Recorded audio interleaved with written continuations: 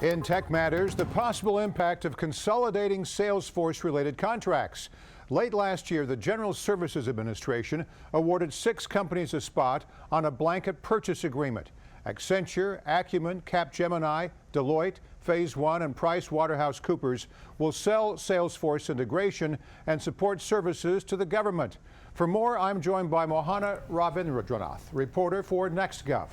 Mohana, let's start with the basics. What is Salesforce and how do federal agencies use it? So Salesforce is a customer relationship management product.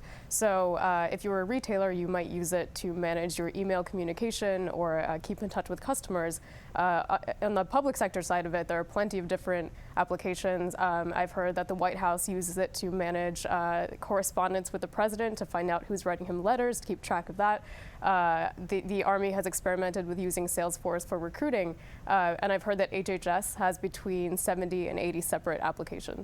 All right, makes sense. Now more on this BPA. You write, it represents an attempt to eliminate redundant Salesforce-related services across federal agencies by unifying the system through which they're purchased. The deal also encourages agencies to share the Salesforce applications they build. All right, so this is designed to save government money. Explain. So part of it is money. The other part is just to reduce inefficient buying. So FITARA does require agencies to cut their wasteful spending, but it also requires them to sort of streamline the way they're buying things. So GSA has said that agencies that have Salesforce applications are often have their own standalone contracts with integrators, and the idea is really just to consolidate those and to provide more of a streamlined a group of integrators that the government can choose from.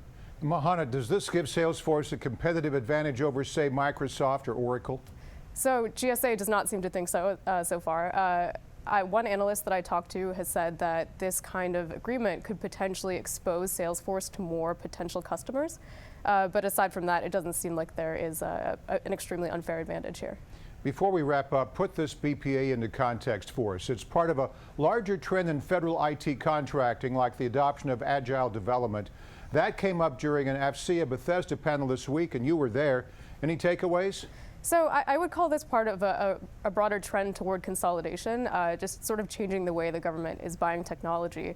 At that event, at that panel, many of the officials that were on the panel were discussing new models for buying technology, whether that means buying things through a BPA like the GSA's Agile BPA, which sort of pre-approves a handful of vendors to sell Agile development software to the government, or it might mean finding a new way to pay for software development. So maybe you pay for a sprint versus paying for an end product. Good to have your insight. Mohana Ravindranath, reporter for NextGov. Thanks. Thanks.